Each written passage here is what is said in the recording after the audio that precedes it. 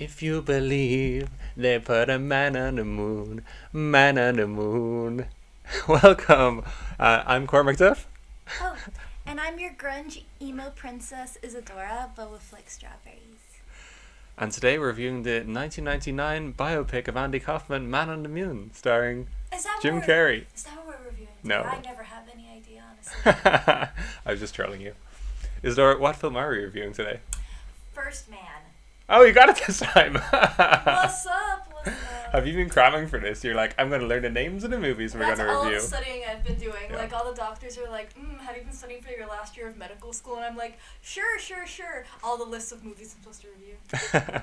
Also, for anyone watching this in video form, Isidore, what are you wearing today? I'm wearing the strawberry dress, which Mhm. Cormac gave me for my birthday. But it's not my birthday yet.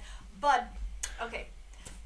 This dress is from a fantastic designer named Lyrica Matoshi. It became the most famous dress of 2020 because it is cottagecore to a T, and I saw it online and thought, I am going to wear the shit out of this dress for my graduation. Med school's gonna love me. I only understood half of what you said. But I'm glad that she's happy. Hard cottagecore vibes. Cool.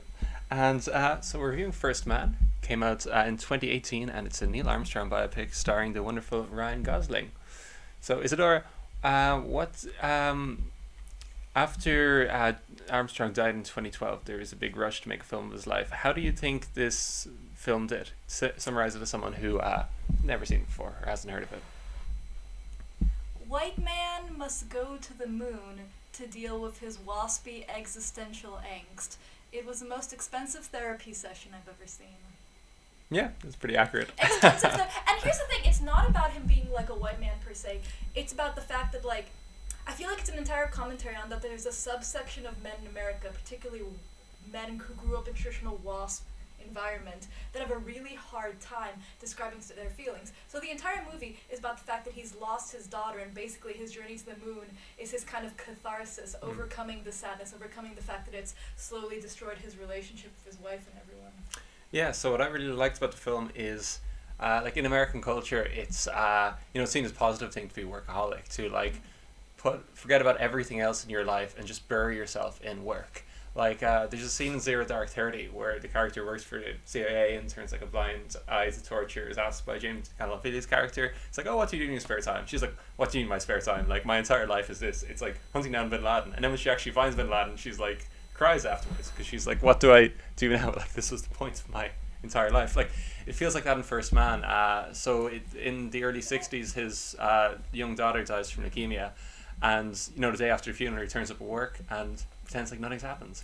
And that is like a way of dealing with grief, is just by trying to ignore it completely. But the entire film is saying that if you try to do that, it'll create like massive, kind of angst and pain, and create distance between you and other people who are grieving, like his wife. Like, it wasn't just him that was grieving. Yeah, and he ended up not being a particularly good husband to her because he couldn't talk about the grief, which meant she had no one to really share it with. Because in 1960s America, it wasn't like it was extremely common for people to share their grievances with each other. But also, this is still a problem in American culture to this day. I think particularly in the Silicon Valley, like, when you're doing an interview for a startup in San Francisco, they'll often ask you what your hobby is, but your hobby answer is always supposed to be, oh, one real hobby, and then I love to code in my spare time. Yeah, exactly. No, like, you're supposed to have like these like 20 like side hustle coding projects, and I'm like, but what if this is just my job, and I can have a normal hobby in my day-to-day life? Yeah. That's it. It is a culture that like your job should be your life, but you can have more than that. And so the film, which I really appreciate, when they go to space in the Gemini mission and later in the Apollo mission, they don't do these sweeping 2001: A Space Odyssey shots where they show the outside of the ship, and they play like dun dun dun dun dun dun dun dun dun, like, or like the Star Trek music in the background, like showing how grand and majestic space travel is. Like, all the shots are from inside the capsule, and it's just like shaking and noise and like feeling Very terrified. claustrophobic. It's incredibly claustrophobic.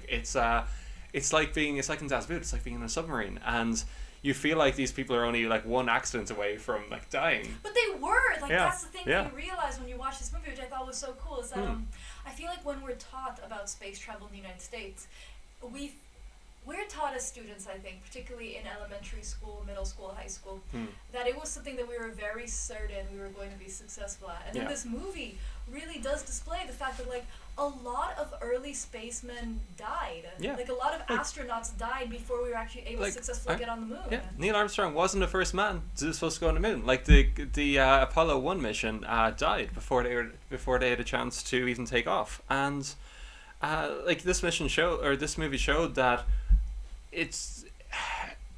these astronauts were taking their lives into their own hands, which makes the whole grief thing even sadder. Like, his wife knew that every time that he got into the space capsule, there's a chance he wouldn't come back. And even when he was, there's a scene where he's trying to land like the lunar lander on a desert, and it's like the most janky thing ever. Like, and it's clearly not built for Earth gravity as well; it's built for moon gravity. And he almost dies. He like ejects from the last minute, and and survives. But that's based on a true story. Like, he could have died at several stages even before landing on the moon.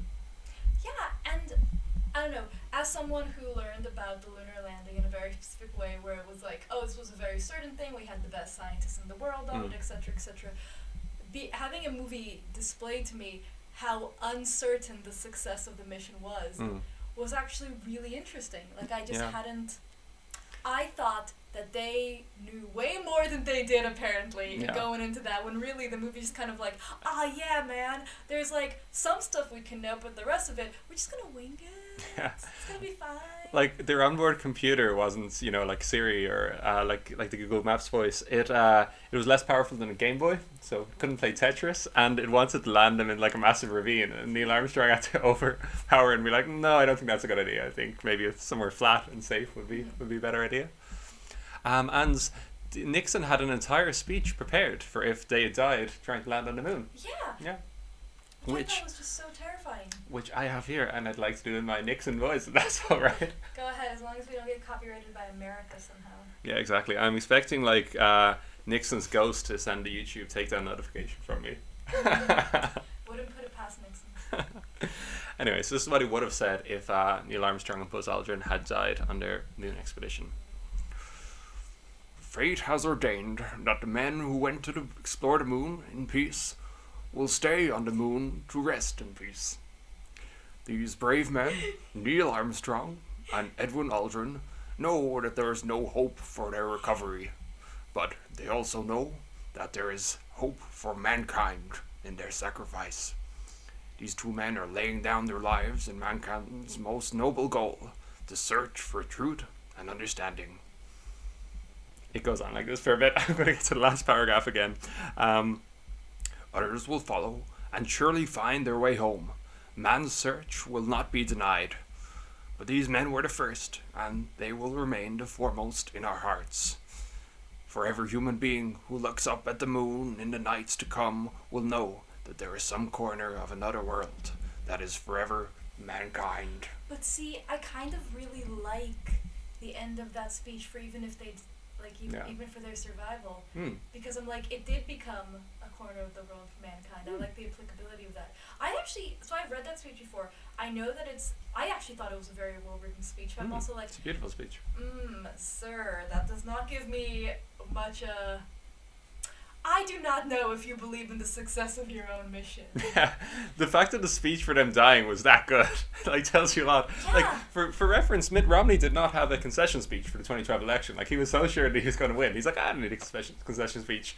But for this, they're like, no, there's a pretty good chance they're not going to make it. So we better have a really good speech prepared that will go down in history as Nixon's best speech ever. I don't think that traditionally presidential candidates usually have, like, failure speeches, like, prepared, unless they, like, know 100% they're going to have to concede, like, that they're obviously going to become a lame duck president. Like, I feel like their speechwriters kind of write it, like, a day beforehand or something and hand it to them. Yeah, I'd say they don't want to think about it too much, and they certainly haven't rehearsed it beforehand. But that's a beautiful speech. Like, that's such a well thought out, and, like, it honestly, like, I think that if I saw that speech, I would just, like, cry a little bit and be like, oh my God. The English, though, the utilization of the English language to make me have feelings. It's like fan fiction, but better. Yeah. And you know that I stay up till 3 a.m. reading fan fiction randomly. So. Yeah, I told Cormac yesterday that I was going to go to sleep at 9 p.m. I'm like, no, didn't happen. I had such a long day in the hospital, Cormac. Spent 4 hours trying to find a doctor, and then it turned out that his clinic was canceled. And I'm like, bad day. I'm going to go to sleep now. And then later he asked me, he's like, yeah, how was your nice early sleep? Did you get a lot of sleep? I'm like, there was fan fiction, so no. It was 3 a.m. I slept, I stayed up to 3 a.m. Yeah.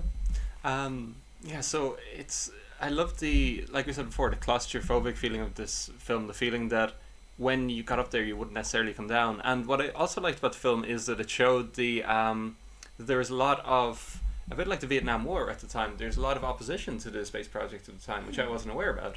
So because so much money was spent on the space project, a lot of people said it could have been spent like better on like housing or healthcare. Or they cut to my personal favorite American author, Kurt Vonnegut, like a real interview, and he's like, well, they could have spent the money on housing here in New York City, or no, infrastructure in New York City. And I was like, oh, Kurt Vonnegut. New York City needed at that time. Yeah, New York City was terrible. It's like in Annie Hall, it's described as like oh, this city is dying. It's dying. We got to get out of here. I've heard that New York didn't really get like amazing to live in until like the 90s. Yeah, basically until the 90s, under Giuliani, before he became like an evil lawyer to an evil president.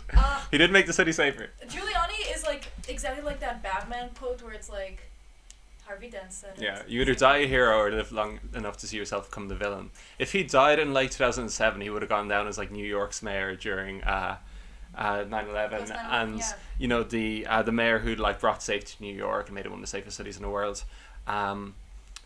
But no, but now he's Trump's lawyer who literally has like paint from his hair falling down his face as he. Oh, and then the Borat movie. Yeah, the Borat movie as well. Movie. It's been a bad year for Rudy Giuliani. I mean, it should be a bad year. I think that we're just gonna flat out announce that along with not being friends of neo-Nazis, this podcast will probably never be a friend of Rudy Giuliani. No, I don't think so. With all due respect. We made fun of him in the Diego Maradona podcast as well, so he's having a bad time with us.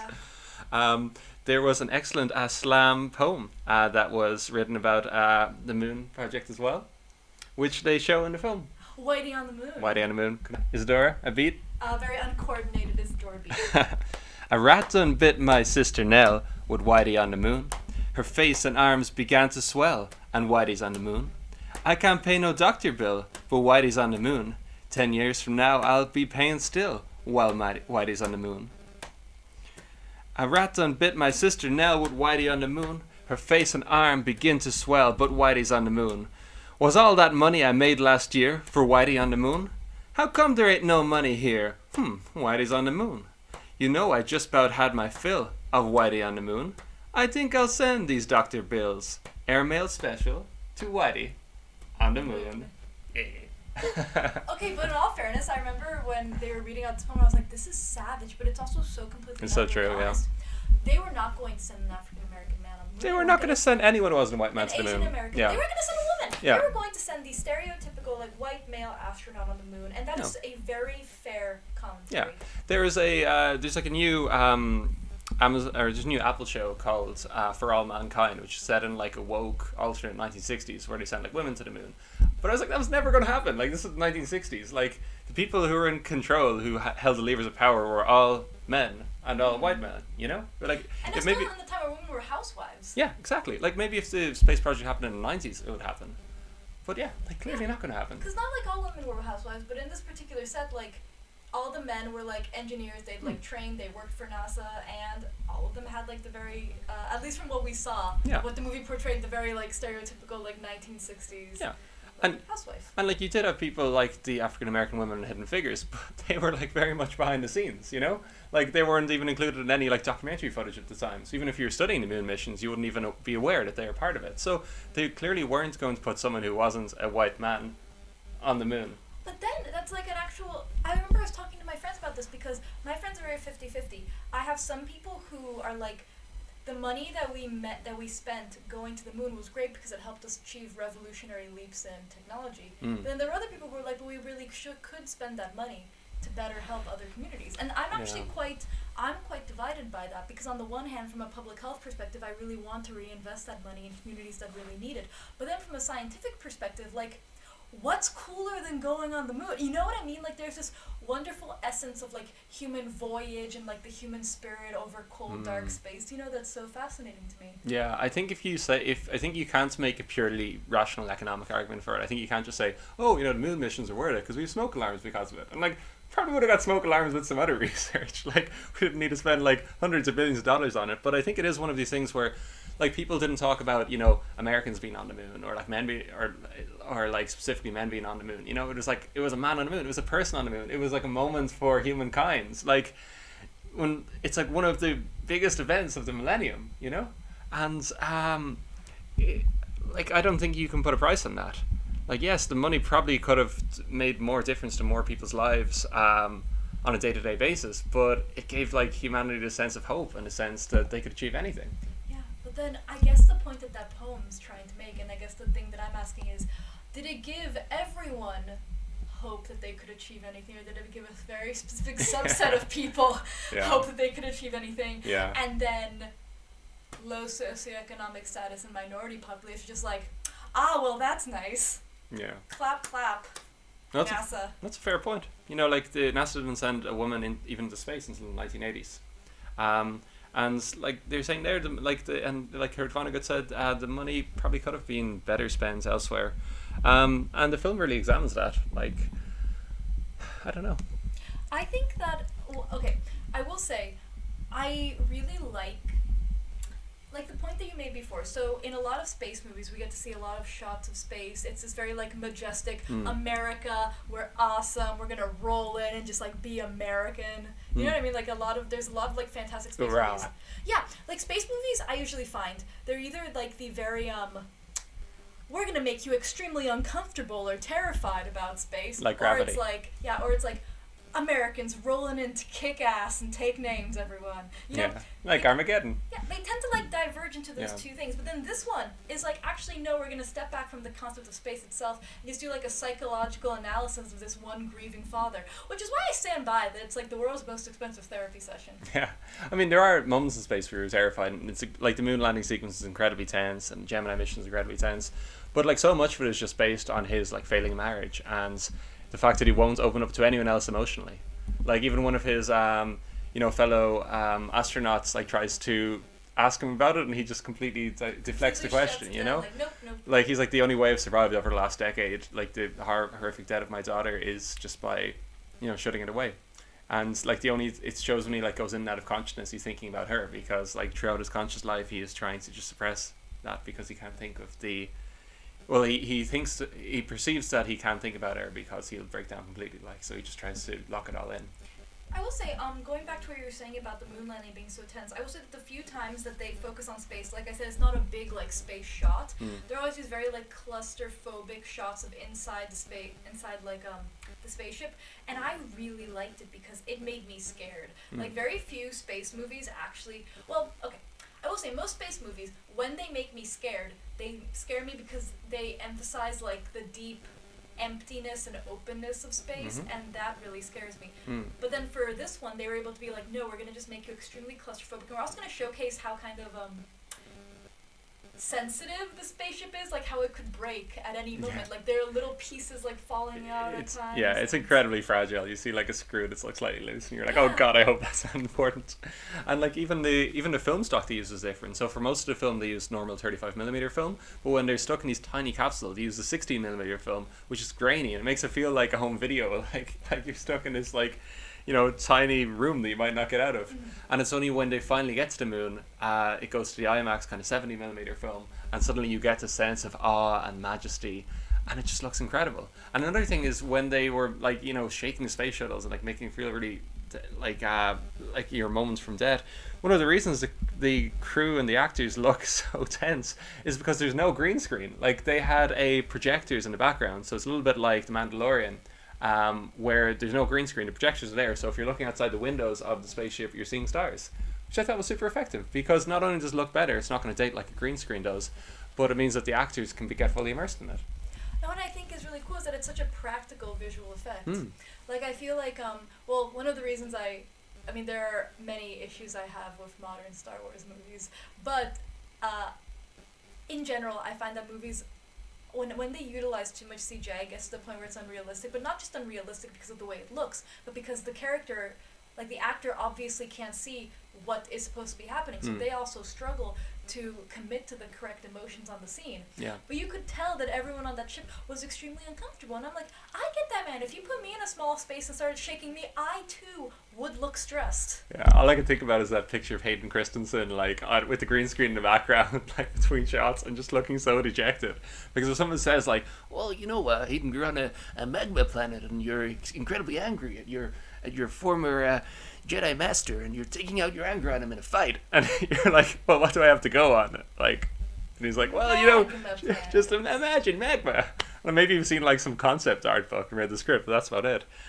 Whereas this is like, you feel like you're in it. You know, it doesn't take a massive leap of imagination to think that I'm going to die if I step outside. And I will say, when you're talking about the moon landing sequence, and even when they're just on the moon, I actually did think that that scene was so touching, particularly, if I remember correctly, it's like a little bracelet or something that he carries from his daughter.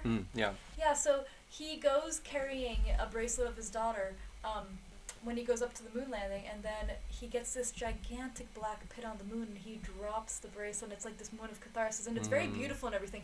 But it's why I stand by that it was just a very expensive therapy session. Yeah. Yeah, I liked it a lot. Like, there was a huge controversy at the time that there wasn't a shot of them putting up the American flag. The moon is international property. Yeah, though, so. well, I don't think it would have fit into the theme of the movie, because the entire movie is him avoiding, you know, after his daughter dies of leukemia, him avoiding and touching his emotions, burying himself in his work, and it's only when he gets to his moon, when he gets to the moon, and you see Buzz Aldrin, like, leaping around happy, and it's the best moment of his life, he finally realizes, like, I've put a decade of my life into, you know, putting all my emotions at arm's length, and now finally that I've achieved nominally what I want to achieve, they've, like, come rushing towards me, and he's, like, finally at one with his emotions. And I found it really powerful. I was like, this is what he has been putting off all this time. In fact, like, really coming to terms with the loss of his daughter. And when he comes back and he's in isolation, you see him put his hand up to the screen, and, like, his wife puts his hand up, and for the first time, like, they're processing their griefs together. Because it's terrible. Like, not only did she have the fear of losing him, but she felt like she was the only person who lost someone, because he just wouldn't talk about it at all. Like, obviously she knew that he was hurting, but the fact that he kept her at arm's length for so long meant that she felt like she was more alone than ever. I also appreciate that you mentioned Buzz Aldrin, the one person having fun. Yeah. One person having fun in this movie. Yeah, the Buzz Aldrin actor is just having the most fun, and everyone else was, like, incredibly sad. However, I think it's actually, like, quite accurate, because whenever you meet Buzz Aldrin, he seems like the exact type of, like, whenever you see entries of Buzz Aldrin, he seems like the exact type of person who would just be like, yeah, I'm jumping on the moon, guys, having such a good time. Apparently Buzz Aldrin got depression afterwards, because he was like the best moment of my life has already happens, you know, like, where do I go from here? But I'd see how it happens. There's a funny sketch they made a sequel to Little Britain called Little Britain USA, and one of the guys is a British journalist who's interviewing Neil Armstrong, and they're like, well, you know, Neil doesn't want to talk about his, you know, moon stuff, he just wants to talk about his singing songwriting, and it's like, Neil Armstrong, and it's like, yes, and it's like, how would you describe Neil Armstrong as somebody who just arrived on this planet? And they're like, I would say he was the first singer-songwriter on the moon. It is a hard thing, but I'm sure it's a thing that a lot of astronauts probably at that time, not even astronauts, but, like, probably people at, like, the peak of their career, and they know they've done probably the coolest thing they're ever going to do. Yeah, and, like, all your entire life afterwards will be, like, the reflected glory of having been on the moon, having been in space. Like, you watch that movie Terms from Endearment, and you know, Jack Nicholson plays this, like, ego-driven aging astronaut who's trying to bed women half his age. And, like, did you know I was an astronaut? I mean, to be honest, being an astronaut's pretty cool, man. Yeah, especially back then. Being an astronaut during the Cold War, like, a million and one things wrong with the Cold War, but I can only imagine, like, what superstars astronauts were, like, how big NASA was during that time. Must be incredible. Do you know the cosmonauts, when they put them in space, they gave them a gun on their way back, because with the Americans they made them land in water, but with Soviets they landed on land, like, and in case you're in the middle of Siberia, they wanted you to have a gun in case a bear tried to attack you.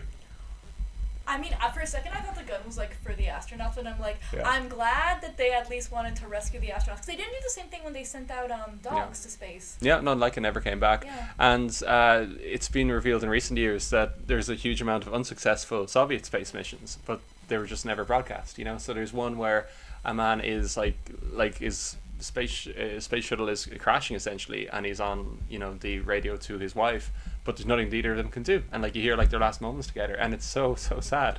But again, this wasn't released until after the fall of the Soviet Union because it would have been so bad for their PR. But every American failure was like massively publicized. Yeah, exactly. So the Apollo 1 mission and later the Columbia and Challenger disasters, and that's one of the things that one of the reasons people lost faith in the moon missions and space missions in general because of these horrible disasters. So I will say on that, it is a really good movie. It apparently didn't make that much money. Yeah, so First Man, the reason I have it on Flop Shop, it did not make a profit. So there's a huge amount of hype behind this at the time. So the director, Damien Chazelle, had previously made Whiplash, which is an incredible film. He made La La Land, which came this close to winning the Oscar, and technically won the Oscar for about 2 minutes. The Moonlight La La won. Land thing was ridiculous. Yeah. I'm like, sir. Yeah. So this movie only made about a quarter of what La La Land's made, even though there's a huge amount of hype behind it, and Ryan Gosling was a huge star. And normally space movies, I particularly feel like American-centric space movies tend to do well. Space movies do well. Gravity made like 700 million. It's cool. Like, Americans love space movies. It's a thing. I'd say some people found it kind of too sad and too kind of navel-gazing, but I think that's why it works, because, we have so many positive space movies. Like, you gotta just think new in the genre. Yeah, exactly. We've had our Gravities, we had our Apollo 13s, which is movies where you're like, are they going to make it back okay? Are they not? So this, there's an element of that, but it really is just like a journey inwards as much as a journey outwards. I adore it though. I will say it was a really, really good movie. It made me very anxious though. Like my anxious self was not happy throughout that movie. Yeah. So if you have like a deep inherent anxiety and you do not want to be stuck in a dark movie theater watching some movie in a dark cramped place, maybe not the movie for you. Yeah. But otherwise, not a movie for claustrophobic people. Yeah, but otherwise, good movie. It's a great cast, and Claire Foy plays his wife. She was very good in it. Yeah. She's also the queen in The Crown. In The Crown, the first 2 seasons of The Crown. I really like her. She gets that very emotionally repressed look done very well. She has a lot of experience though from The Crown. That's probably why they chose it. Yeah. They're like, who can hide her emotions? But then you kind of know what she's feeling at any time. Yeah. Overall, though, I would say it was a fantastic movie. I think this is one of our shorter episodes, but Scammer Bop? Oh, it's a bop. Hard bop. Definitely a hard bop. Hard bop for me as well. We'll be back next week with our next review. Still deciding what. We can do a Christmas movie. Maybe I do like Christmas movies. We can do It's a Wonderful Life, maybe. I actually very much like that. I can do that. Perfect. Well, we'll see you next week for Wonderful Life. Bye-bye. It's goodbye from me. Bye-bye. And it's a goodbye from her. Bye-bye.